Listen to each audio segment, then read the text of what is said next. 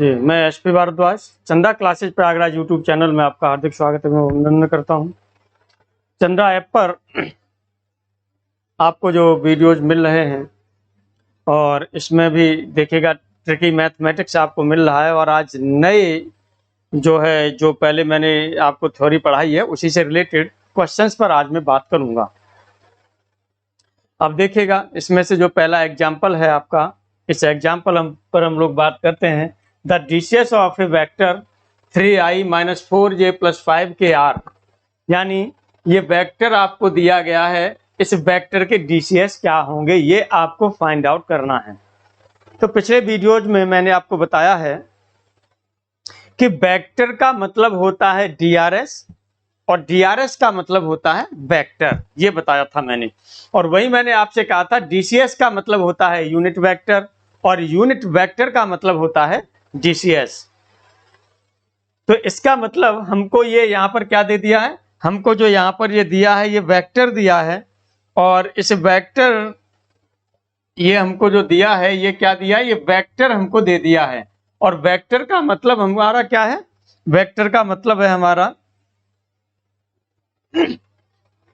DRS दे दिए। इसको हमें यूनिट वेक्टर में कन्वर्ट करना है तो हमें मिल जाएंगे डीसीएस। तो यूनिट वेक्टर में आप आराम से कन्वर्ट कर सकते हैं। कन्वर्ट करने के लिए आप क्या करते हैं, आप जो करेंगे तो पहले आई का कोफिशिएंट है 3, तो 3 अपॉन क्या होगा, आई और जे के तीनों के कोफिशिएंट का स्क्वायर करेंगे, उसका अंडर रूट करेंगे और उससे सभी को क्या करते हैं, डिवाइड करते हैं। तो चलिए देखिएगा इसके डीसीएस क्या हो जाएंगे, इसमें से आपको देखना है। वैसे यहाँ के बंद करके ही क्वेश्चन होने वाला क्वेश्चन है ये, लेकिन चूंकि मुझे समझाना पड़ रहा है इसीलिए मैं इसे सॉल्व करूंगा, नहीं तो बाकी का आईज क्लोज करेंगे आप टिक कर देंगे। आइए सॉल्यूशन पर हम लोग बात करते हैं। सॉल्यूशन पर हम लोग बात करते हैं। यहाँ पर देखिएगा जो वेक्टर हमको दिया है, यानी इसका मतलब आपको क्या दे दिए, डीआरएस दे दिए हैं। तो डीआरएस आपको जो दे दिए हैं वो डीआरएस है आपके 3 - 4, 5, ये डीआरएस हैं। और आपको निकालना क्या है, डीसीएस निकालने हैं। आपको डीसीएस फाइंड आउट करने हैं। तो डीसीएस फाइंड आउट करने के लिए आप क्या करते हैं, यहां से डीसीएस इक्वल टू, जब डीसीएस हमने निकालना बताया था तो वहां ये आ रहा था 3 अपॉन अंडर रूट में 3 का स्क्वायर हो जाएगा 9 प्लस -4 का स्क्वायर हो जाएगा 16 और प्लस 5 का स्क्वायर हो जाएगा 25, ये आपका हो गया, कॉमा -4 अपॉन, अब देखिएगा अंडर रूट में यही वैल्यू यहाँ पर भी आएगी तो इनको जोड़ें, 9, 16, 25 और 25, 25, 50, तो ये आपका हो गया यहाँ पर अंडर रूट 50 हो गया।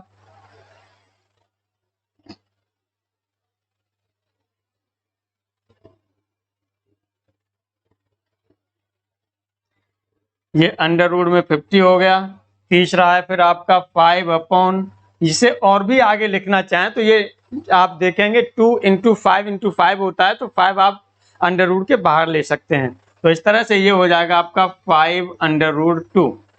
और यदि आप निकालेंगे तो कौन सा सही हो जाएगा, इसका मतलब जो ये वैल्यू होगी ये होगी 3 upon 5 under root 2, comma -4 upon 5 under root 2 और कॉमा ये आपका होगा 1 अपॉन अंडर रूट 2। 5 से 5 कैंसिल हो जाएगा। कौन सा ऑप्शन सही है, ये आप देखेंगे इसमें आपका जो ऑप्शन सही है वो सेकंड ऑप्शन सही है, ये सेकंड ऑप्शन आपका सही है।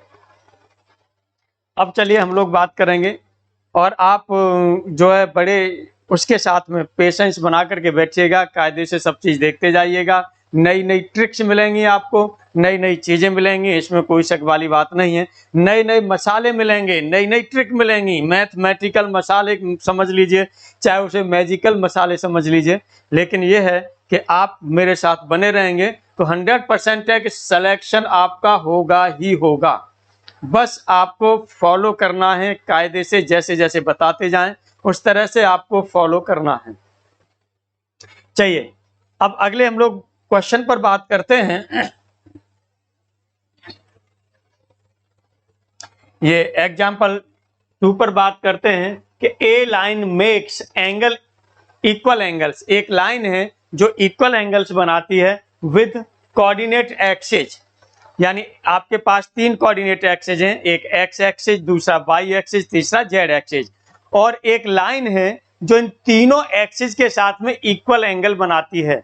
इसका मतलब तीनों एंगल्स को हम अल्फा अल्फा अल्फा मान सकते हैं, या alpha equal to beta equal to gamma भी आप कह सकते हैं।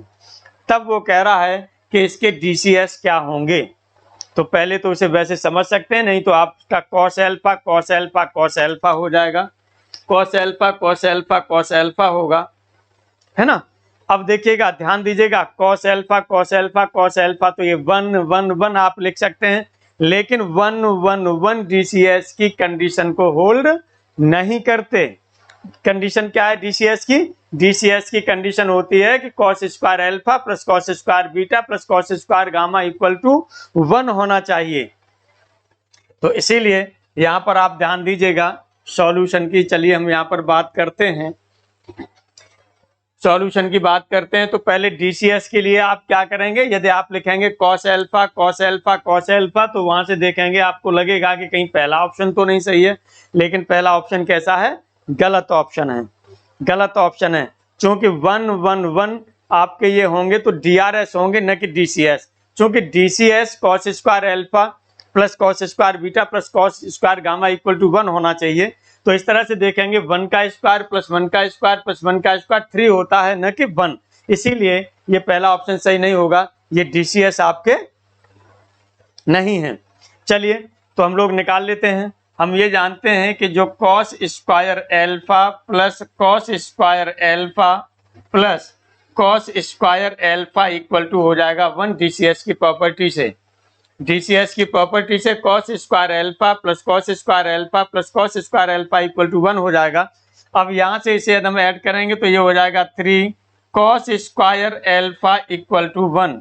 इस तरह से यदि कॉस स्क्वायर एल्फा की वैल्यू हम फाइंड करें यहां से, तो ये हो जाएगा cos square alpha equal to 1/3। और इस तरह से यदि यहाँ से हम कॉस एल्फा की वैल्यू फाइंड करते हैं तो ये वैल्यू निकल के आएगी आपकी प्लस माइनस 1/√3, प्लस माइनस 1/√3। तो इस तरह से देखिएगा DCS आपके क्या हो जाएंगे, जो DCS की बात करेंगे तो DCS आपके हो जाएंगे plus minus 1/√3 comma plus minus 1/√3 comma plus minus 1/√3। ये आंसर आपका सही होगा। अब ये देखिएगा ये कौन से उससे ट्यून कर रहा है, ये आपके कौन से उससे ट्यून कर रहा है, ये आपको देखना है। तो ये आप देखेंगे ऑप्शन आपके सेकंड ऑप्शन से ये ट्यून कर रहा है, सेकंड ऑप्शन से। हालांकि मैंने आपसे बताया था कि DCS या DRS या डायरेक्शन एंगल्स DAS ब्रैकेट में क्लोज नहीं किए जाते हैं, लेकिन एग्जाम में इस तरह का ये क्वेश्चन दे दिया है ब्रैकेट में क्लोज करके। क्योंकि नए नए विद्वान भी हो गए हैं तो वो ब्रैकेट में क्लोज कर दे रहे हैं। पहले ऐसा नहीं होता था, जब कॉन्सेप्ट दिया गया था तो ब्रैकेट के लिए मना किया गया था कि ये ब्रैकेट में क्लोज नहीं किए जाएंगे, लेकिन अब नए नए विद्वानों की कहानी है, वो कुछ भी कर सकते हैं। यदि क्लोज करना होता, सोचने की बात है, यदि क्लोज करना होता तो वही क्लोज कर दिए होते, इनको क्या जरूरत थी क्लोज करने की। लेकिन फिलहाल में हमें मार्क्स या हमें जो वो मिलना है वो इसी से मिलना है, टिक लगा के, तो हम लोग अपने उसी पर आगे बढ़ते हैं। तो इस तरह से ये ऑप्शन आपका कौन सा हो गया, सेकंड ऑप्शन सही हो गया। चलिए अगले क्वेश्चन पर फिर हम लोग बात करते हैं। अगला क्वेश्चन है आपका the projection of a line segment, the projection of a line segment on the coordinate axis are 2 3 6, then DCS of this line are. यानी प्रोजेक्शन एक लाइन के दिए हैं, एक एक्स एक्सिस पर दिया है 2 दिया है, वाई एक्सिस पर 3 दिया है और जेड एक्सिस पर 6 दिया है। तो ये आपके क्या दे दिए हैं, उस लाइन के DRS दे दिए हैं, उस लाइन के आपको क्या दे दिए हैं, DRS दे दिए हैं। क्योंकि DRS दे दिए हैं तो DRS से आप DCS फाइंड आउट आराम से कर सकते हैं। यदि आप ये जानना चाहें कि कैसे DRS दिए तो थोड़ा सा मैं समझा देता हूं क्या चीज होती है DRS और DCS को लेकर भी, ठीक है, वेक्टर वाली टेक्निक को लेकर के मैं थोड़ा सा और आपको समझा देता हूं। देखिए ये आपके पास एक्स एक्सिस आपने ले लिया, ये आपने वाई एक्सिस ले लिया और ये आपने ले लिया जेड एक्सिस ले लिया। अब यहां पर हम कोई कह रहे थे कि कोई हमारे पास लाइन है, एक लाइन है हमारे पास, तो सपोज कर लीजिएगा ये आपका पॉइंट क्या है, ओरिजिन है, लाइन आपने इस तरह से ड्रॉ कर दी और ये मान लीजिएगा कि ए लाइन है। अब इसके प्रोजेक्शन की बात कर रहा है, तो जो प्रोजेक्शन होते हैं ये प्रोजेक्शन आपका यहाँ पर आएगा तो ये आएगा, इस एक्सिस पर आएगा, परपेंडिकुलर डाल देंगे। इसी तरह से इस एक्सिस से यहाँ पर भी आप परपेंडिकुलर डालेंगे, इस एक्सिस से यहाँ पर भी आप क्या डालेंगे, परपेंडिकुलर डालेंगे ये। तो इस तरह से देखिएगा यहाँ पर भी ये 90 डिग्री बन रहा है आपका, और यहाँ पर भी ये आपका क्या बनेगा, ये 90 डिग्री है, और यहाँ पर भी देखिएगा ये एंगल भी होगा, ये भी आपका 90 डिग्री ही होना चाहिए। इसे एम पॉइंट ले लिया, इसे एन से डिनोट कर दिया, इसे एल से डिनोट कर दिया। क्योंकि 3 डायमेंशन की चीज़ है, 2 डायमेंशन पर हम देख रहे हैं, इसीलिए ये आपको 90 डिग्री देखने में नहीं लग रहा है, लेकिन 3 डायमेंशन पर जाएंगे तो 90 डिग्री को ही शो करेगा। ये एंगल जो आप लेते हैं, ये वाला जो एंगल है, ये एंगल आपने अल्फा से डिनोट किया, ये एंगल आपका बीटा से डिनोट हो गया, और इस जेड एक्सिस के साथ में ये लाइन का जो एंगल बन रहा है, जेड एक्सिस के साथ में ये एंगल बन रहा है लाइन का, ये गामा से डिनोट कर दिया। तब cos alpha, cos beta, cos gamma आपके क्या होते थे, डायरेक्शन एंगल्स होते थे। वहीं पर हमने बताया था कि यदि यहाँ पर ये यूनिट वेक्टर हो तो यूनिट वेक्टर से आपको क्या मिलने लगते थे, कॉस अल्फा इधर मिलता था, बाई डायरेक्शन में कॉस बीटा मिलता था, जेड डायरेक्शन में कॉस गामा मिलता था। इसका मतलब ये प्रोजेक्शन ही थे ना डीसीएस। इसी तरह से जब वेक्टर पर जा रहे थे तो वहां पर भी आपके वेक्टर के जो कोफिशिएंट हो रहे हैं वो आई के कोफिशिएंट, जे का कोफिशिएंट या के का कोफिशिएंट, वो क्या होते थे, डायरेक्शन रेशियोज होते थे। और ये प्रोजेक्शन ही होते हैं। जब इसका जो प्रोजेक्शन डालेंगे यहाँ पर, तो ये कह रहा है एक्स एक्सिस पर प्रोजेक्शन आपका 2 है, वाई एक्सिस पर 3 है, और जेड एक्सिस पर कितना, 6 है। तो ये डीआरएस आपको दिए गए हैं, ये समझ लीजिएगा। यहाँ से ये आपको क्या दिया गया है, डीआरएस दिया गया है। तो चलिए डीआरएस इक्वल टू जो आपको दे दिए हैं 2, 3, 6, ये डीआरएस दे दिए हैं। और आपको निकालना क्या है, डीसीएस फाइंड करना है। तो डीसीएस आप निकाल सकते हैं आराम से। यहाँ से कितना हो जाएगा, डीसीएस इक्वल टू, अब देखिएगा 2/2 का स्क्वायर 4 + 9, 4 + 9 आपका हो गया 2 का स्क्वायर 4 + 9, और ये आपका हो गया 36। तो इस तरह से 49 हो गया टोटल। 49 का अंडर रूट लेंगे तो ये हो जाएगा आपका 7, तो ये हो जाएगा 2/7, 3/7 और 6/7। इस तरह से देखेंगे यहाँ पर भी आपका कौन सा ऑप्शन सही है, ये सेकंड ऑप्शन सही है।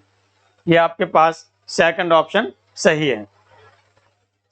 अब देखिएगा फिर आगे हम लोग अगले क्वेश्चन की ओर आगे बढ़ते हैं, और ये क्वेश्चन है आपका, a line which makes the angle 30 degree, 45 degree, 60 degree with the positive direction of x axis, y axis and z axis respectively, then the direction cosines of this line are। तो एक जैसे हमने बता रहे थे direction cosines के लिए एक आपकी जो चीज होती है उसे हम ऑप्शन मेथड की तरह से भी यूज कर सकते हैं।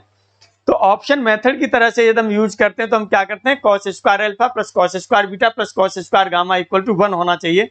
यानी इसमें जो भी ये दिए जा रहे हैं इनका स्क्वायर करके जोड़ दें और 1 आ जाए, तो वो तो आपका क्या हो जाएगा, ऑप्शन मेथड हो जाएगा, वो आपका ऑप्शन मेथड हो जाएगा। लेकिन ध्यान दीजिएगा यहां पर जब आप देखेंगे तो ये ऑप्शन मेथड इस पर अप्लाई नहीं होगा। रीजन क्या है, रीजन ये है कि वास्तविकता में जो ये लाइन शो की जा रही है ये लाइन आपको मिलेगी ही नहीं।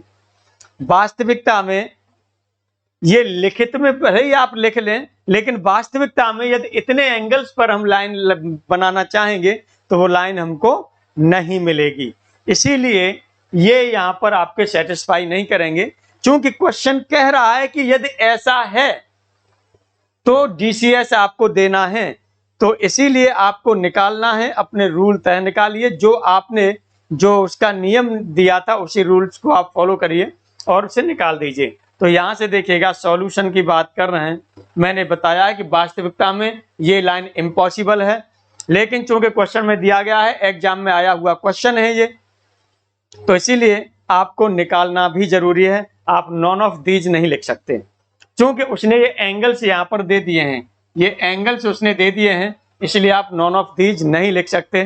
तो चलिए यहाँ से डायरेक्शन एंगल्स दीजिए, तो ये डीसीएस आपके कितने हो जाएंगे, DCS आपके हो जाएंगे cos 30 degree comma cos 45 degree comma cos 60 degree, cos 30 degree comma cos 45 degree comma cos 60 degree.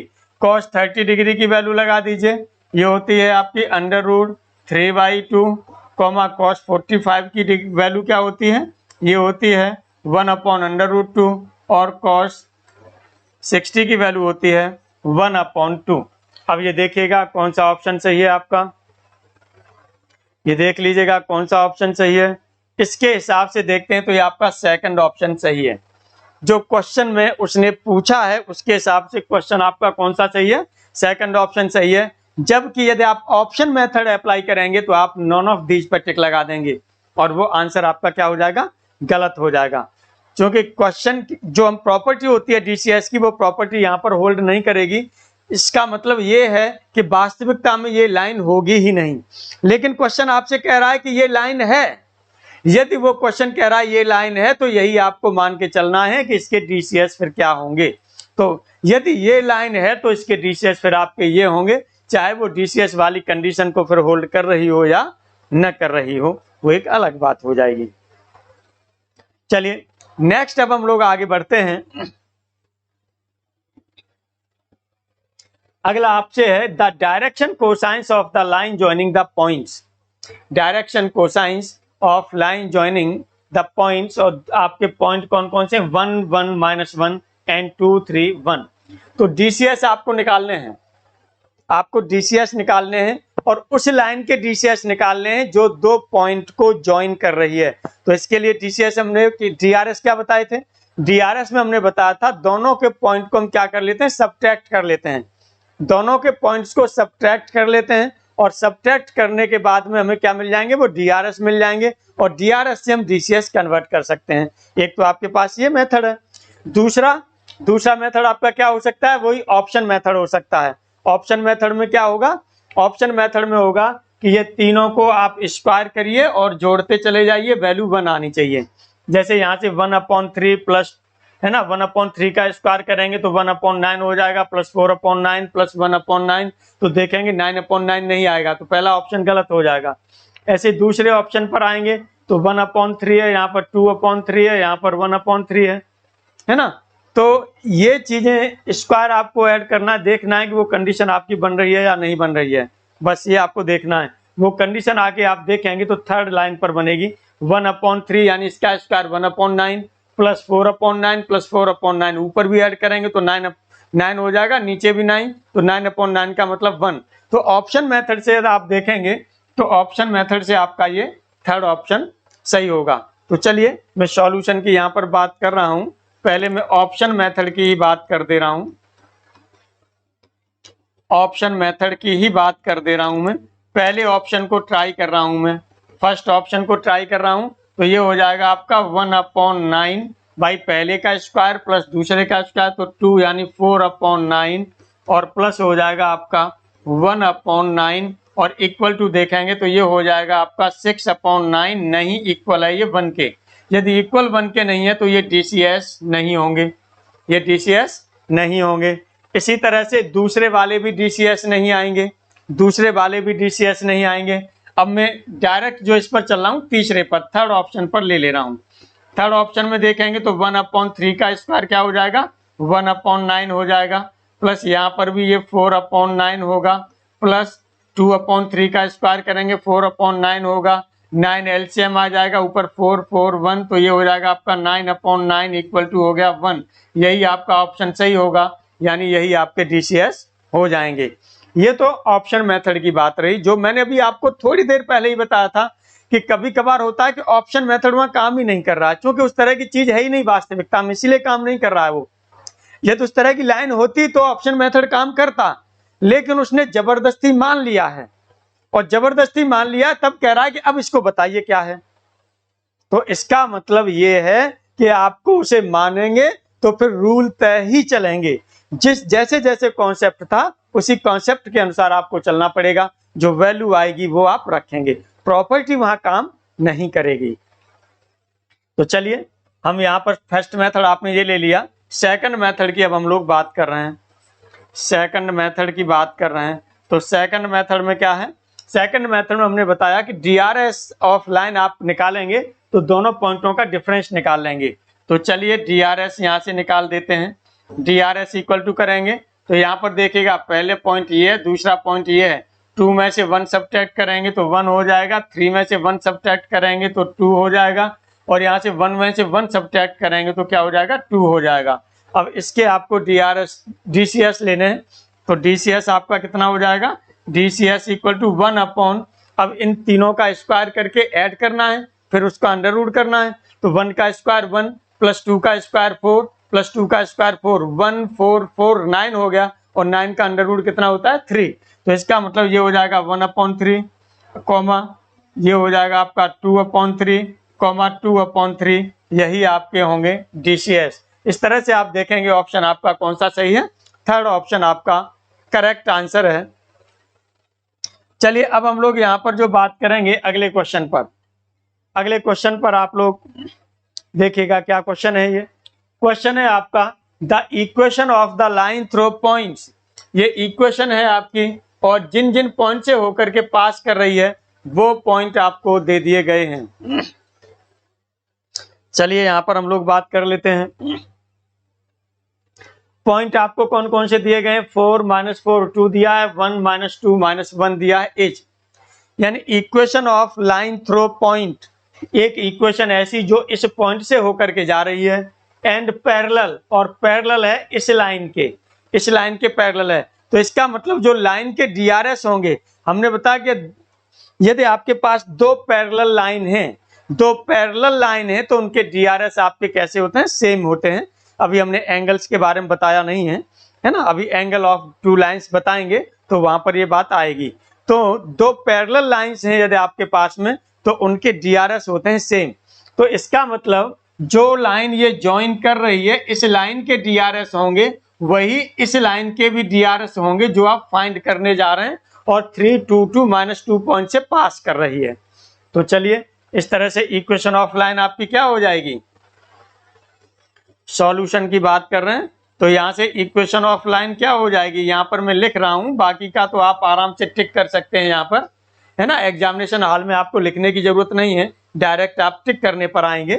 तो इक्वेशन ऑफ लाइन, अब देखिएगा तो क्या होगा, x माइनस, ये कौन से पॉइंट से पास कर रही है, 3 से पास कर रही है, इसका डीआरएस अभी हमने छोड़ रखा है, इक्वल टू y -2 से पास कर रही थी, डीआरएस छोड़ दिया है अभी हमने, और यहाँ पर ये हो जाएगा z +2 अपॉन, अब देखिए डीआरएस क्या होंगे, इन दोनों पॉइंट से हम क्या करेंगे, डिफरेंस करके निकालेंगे। तो चलिए 4 में से 1 को सब्ट्रैक्ट किया, 3 हो गया, -4 में से -2 को घटाएंगे तो ये -2 बचेगा, और इस तरह से 2 में से -1 को घटाएंगे तो 3 बचेगा। अब ये देखिएगा कौन से ऑप्शन में सही है, अभी आप देख लीजिएगा कौन से ऑप्शन में सही है, और इस ऑप्शन में जो आपका ये है, ये ऑप्शन सही है आपका 3, ये ऑप्शन सही है आपका, सॉरी 4th ऑप्शन सही है, तो ये 4th ऑप्शन आपका सही हो जाएगा। चलिए अब हम लोग जो आगे बात करेंगे, अब हम लोग जो आगे बात करेंगे थोड़ा सा कॉन्सेप्ट पर फिर हम लोग आते हैं, और यहाँ पर हम लोग बात करेंगे condition for 3 mutual perpendicular lines, condition for 3 mutual perpendicular lines, इस पर हम लोग बात करेंगे। तो चलिए condition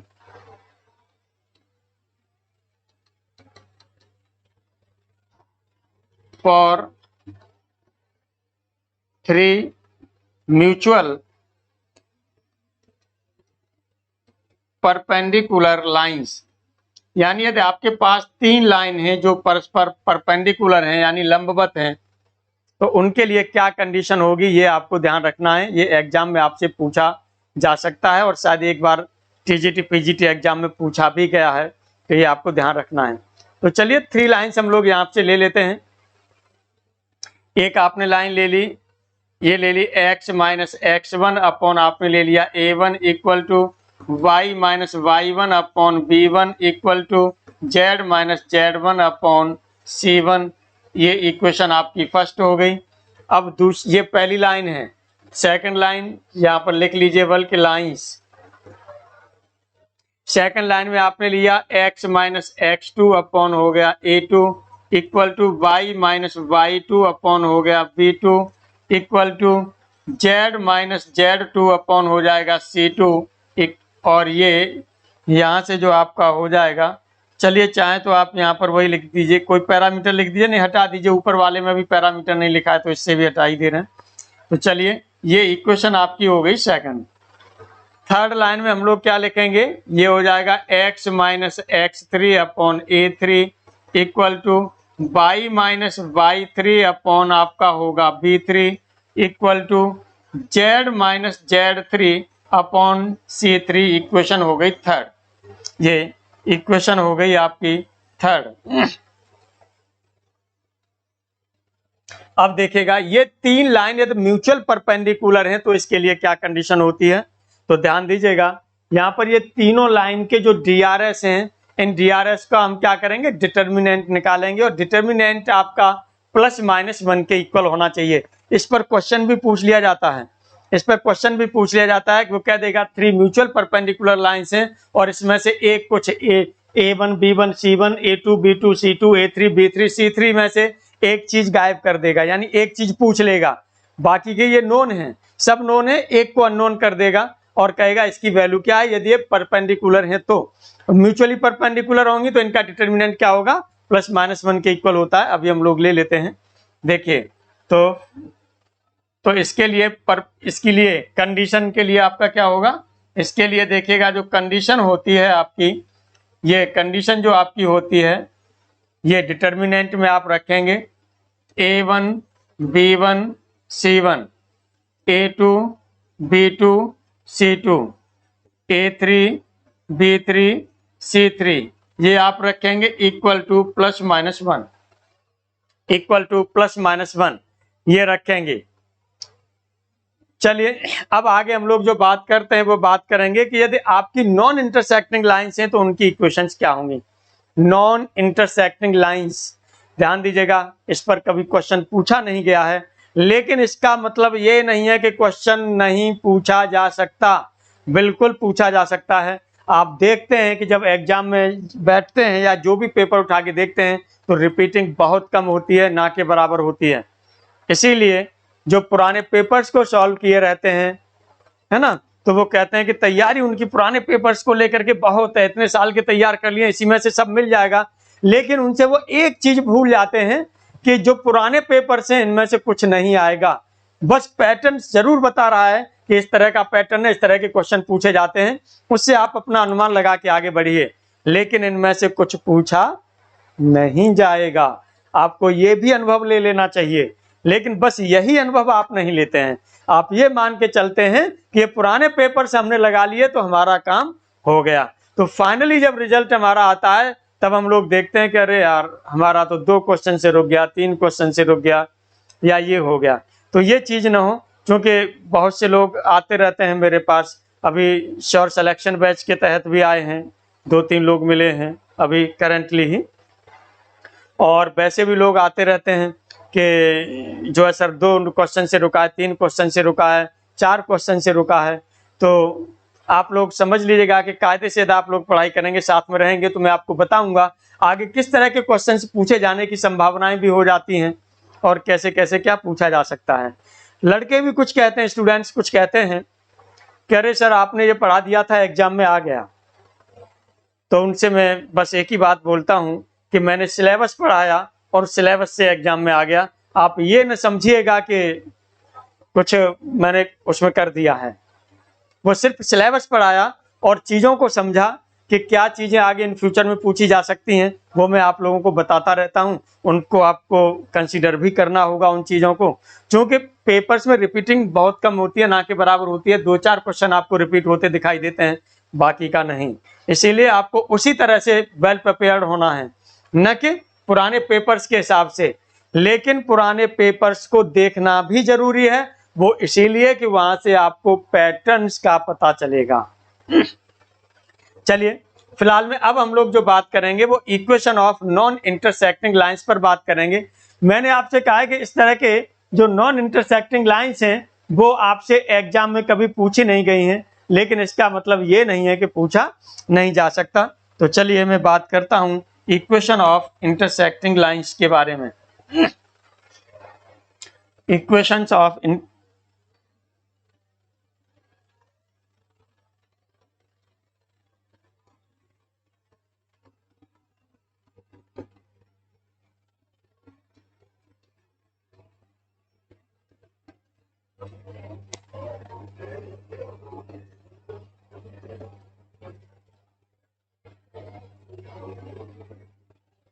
equations of non intersecting lines के बारे में बात कर रहे हैं। तो वहां पर जो हम इसे वैसे लेते हैं तो वो x upon cos theta by upon sine theta इस तरह से लेते हैं। x upon cos theta equal to by upon sine theta और इक्वल टू ये आपका होता है z upon zero. z upon zero इस तरह से आप लिख देंगे।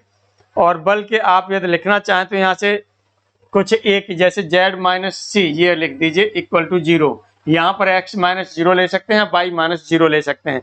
ये नॉन इंटरसेक्टिंग इक्वेशन होती है। यहीं से आप y की वैल्यू और z की वैल्यू x के टर्म्स में भी लिख सकते हैं। यही इंप्लाई यदि आप देखेंगे y इक्वल टू करेंगे तो ये साइन थीटा इधर चला जाएगा, इधर चला जाएगा, तो ये आपका हो जाएगा y equal to sine theta इधर चला जाएगा तो ये हो जाएगा x tan theta, x tan theta ये हो जाएगा। और कॉमा z की वैल्यू यदि हम निकालेंगे, z की वैल्यू यदि हम निकालते हैं तो z इक्वल टू आपका क्या हो जाएगा, z इक्वल टू यहाँ पर चूंकि नीचे जीरो आ रहा है इसीलिए हम यहाँ पर z की वैल्यू क्या कर देते हैं c के इक्वल करेंगे। यहाँ पर c के इक्वल करेंगे ये चीज निकल के आएगी। दूसरा यहाँ पर हम क्या करते हैं एंड, या इसी को लिख सकते हैं हम किसके फॉर्म में, कॉस थीटा पहले ले लिया जाए, दूसरे नंबर पर माइनस साइन थीटा ले लिया जाए, ये भी लिया जा सकता है। तो चलिए एंड हमने कहा कि दो आपकी नॉन इंटरसेक्टिंग लाइंस की बात हो रही है। तो एक लाइन आपके पास ये है या ये है। अब मैं दूसरी लाइन लिखने जा रहा हूं, वो लाइन आपकी क्या है, ये है दूसरी लाइन x अपॉन यहाँ पर पहले आपने क्या लिखा था, cos थीटा लिखा था। अब यहाँ पर फिर आप वही लिखेंगे x upon cos theta equal to y upon यहाँ पर आपने क्या लिखा था, साइन थीटा लिखा था। तो बस यहाँ थोड़ी सी चेंजिंग कर देंगे, ये कर देंगे माइनस साइन थीटा, यहाँ पर क्या कर देंगे माइनस साइन थीटा कर देंगे इक्वल टू थोड़ी सी चेंजिंग अब यहाँ भी होगी। यहाँ क्या चेंज होगी, जो ऊपर माइनस है इसे आप क्या कर देंगे प्लस कर देंगे। तो ये हो जाएगा z प्लस सी अपॉन जीरो। ये या लाइन के फॉर्म में और हम लेना चाहें तो यहाँ से y की वैल्यू निकाल दीजिए और x की ये z की वैल्यू रख दीजिए। तो ये इस फॉर्म में भी आप लिख सकते हैं। तो चलिए यहाँ से y की वैल्यू निकालेंगे तो ये हो जाएगा y equal to minus x tan theta हो जाएगा एंड z इक्वल टू हो जाएगा माइनस सी। तो दूसरी लाइन आपके पास ये है। ये दोनों लाइन जो होती हैं वो कैसी लाइन होती हैं, नॉन इंटरसेक्टिंग लाइंस होती हैं। देखिएगा नए नए मसाले मिलेंगे आपको जो आपने नहीं देखे होंगे कहीं, आप परेशान न रहिए। क्योंकि पुरानी चीजें मैंने आपको बताया, जब आप आंसर उठा के देखते हैं तो पुरानी चीजें आपको नहीं मिलती, क्वेश्चंस रिपीटिंग बहुत कम होते हैं। तो ध्यान दीजिएगा, आपको अपने सिलेक्शन के लिए पढ़ना है, न कि पुराने क्वेश्चंस को पढ़ने के लिए पढ़ना। पुराने क्वेश्चंस देखने हैं लेकिन ज्यादा जो फोकस करना है आपको नई चीजों पर फोकस करना है जो एग्जाम में नहीं आई हैं, पहले उनको फोकस करना है, उसके बाद पुरानी चीजों को फोकस करना है। और कॉन्सेप्ट में जब आप चलेंगे तो वो दोनों ही चीजें आएंगी। चलिए आगे हम लोग जो बात करते हैं number of arbitrary constants in A line. एक लाइन में नंबर ऑफ आर्बिट्रेरी कांस्टेंट्स कितने होते हैं, इस पर हम लोग बात करते हैं। तो number of arbitrary constants in A line, एक लाइन में आप नंबर ऑफ आर्बिट्रेरी कांस्टेंट्स पर हम बात करते हैं। चलिए तो पहले लाइन लिखेंगे, नंबर ऑफ आर्बिट्रेरी कांस्टेंट्स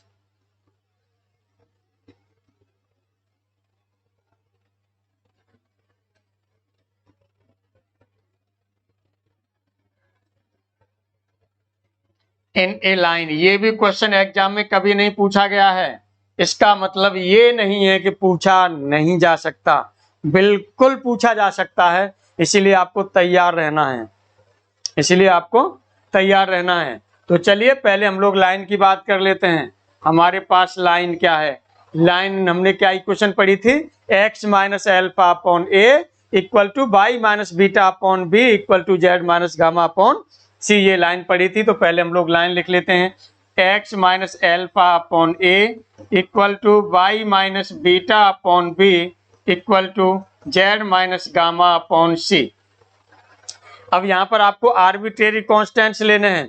तो आर्बिट्रेरी कॉन्स्टेंट्स लेने का मतलब ये होगा कि इससे पहले आप कन्वर्ट करेंगे x की वैल्यू के फॉर्म में या y की वैल्यू के फॉर्म में, वहां से फिर देखेंगे कितने कॉन्स्टेंट्स आपके आ रहे हैं। चलिए तो यहां से पहले हम x की वैल्यू निकाल लें। x की वैल्यू निकालने के लिए पहले हम क्या करें, इन दोनों को पेयर ले लें, पेयर के फॉर्म में ले लें। तो पेयर के फॉर्म में लेंगे तो यहाँ से क्या वैल्यू हो जाएगी, ये आपका हो जाएगा, a को आप इधर ट्रांसफर कर दें तो ये आपका हो जाएगा x minus alpha equal to ये हो जाएगा a अपॉन बी वाई हो गया, और माइनस बीटा है आपका और a इधर जाएगा तो ये आपका किस में होगा, इनटू में, तो ये हो जाएगा a बीटा। अब यहाँ से x की वैल्यू लेना चाहेंगे तो x इक्वल टू आपका यहाँ से क्या हो जाएगा, एल्फा को भी इधर ट्रांसफर कर दें तो ये हो जाएगा आपका a अपॉन बी वाई हो गया, और ये हो जाएगा माइनस ये एल्फा जाएगा इधर प्लस का हो जाएगा, तो एल्फा माइनस ये हो जाएगा बीटा ए, एल्फा माइनस हो जाएगा बीटा ए अपॉन यहाँ पर बी और था ये, इसीलिए अपॉन बी और कर लीजिएगा यहाँ पर, ये आपका हो गया। अब देखिएगा यहाँ पर यदि इसे हम कन्वर्ट करना चाहें तो किसके फॉर्म में कन्वर्ट कर सकते हैं, ये आपका हो जाएगा x इक्वल टू आप देखेंगे a अपॉन बी, ये एक कांस्टेंट है, यदि इसे हम कैपिटल A से डिनोट कर दें तो कोई प्रॉब्लम नहीं, प्लस यहाँ पर देखेंगे एल्फा मालूम है, बीटा मालूम है, a और b मालूम है, यानी ये सभी कांस्टेंट्स हैं। तो इनकी जगह पर, इसकी जगह पर एक नया कांस्टेंट भी हम लिख सकते हैं, उसे हम किससे डिनोट कर दिया, कैपिटल B से डिनोट कर दिया। देखिए इसकी जगह पर आपने कैपिटल A रखा है,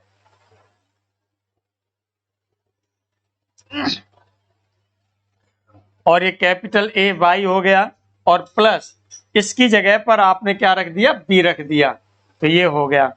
अब दूसरा हम लेते हैं यहाँ से, ये तो आपने ले लिया x और y के बीच में रिलेशन। अब यहाँ y और z के बीच में भी आप रिलेशन ले सकते हैं, या x z के बीच में रिलेशन ले लीजिए। तो इस तरह से आपका क्या हो जाएगा, y इक्वल टू भी यदि यहाँ से अब आप निकालेंगे, y इक्वल टू सिमिलरली करके लिख दे रहा हूं मैं, सिमिलरली करके लिख दे रहा हूं। तो y इक्वल टू यदि निकलेगा यहाँ से तो ये हो जाएगा आपका सी जेड प्लस डी के फॉर्म में हो जाएगा। तो यहाँ पर आर्बिट्रेरी कांस्टेंट्स कितने हो रहे हैं, आर्बिट्रेरी कांस्टेंट्स यहाँ पर देखिएगा आपके पास कितने आर्बिट्रेरी कांस्टेंट्स हो रहे हैं, आपके पास आर्बिट्रेरी कांस्टेंट्स हो रहे हैं, एक a हो रहा है, दूसरा b हो रहा है, तीसरा c हो रहा है, चौथा d हो रहा है, यानी 4 आर्बिट्रेरी कांस्टेंट्स हो रहे हैं यहाँ पर। तो इस तरह से आप देखेंगे नंबर ऑफ आर्बिट्रेरी कांस्टेंट्स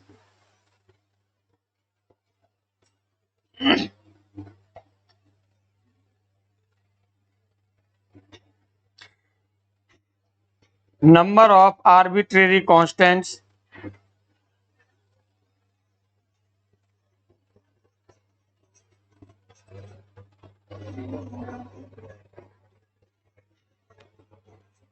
तो आपका capital A, capital B, capital C, capital D कितने हो गए, 4 हो गए। इसका यही आपका क्या होगा, करेक्ट आंसर होगा, यही 4 आपका क्या होगा, करेक्ट आंसर होगा। चलिए आज हम यहीं पर क्लास आपकी ऑफ करते हैं, और कल फिर हम लोग नए उसके साथ मिलेंगे।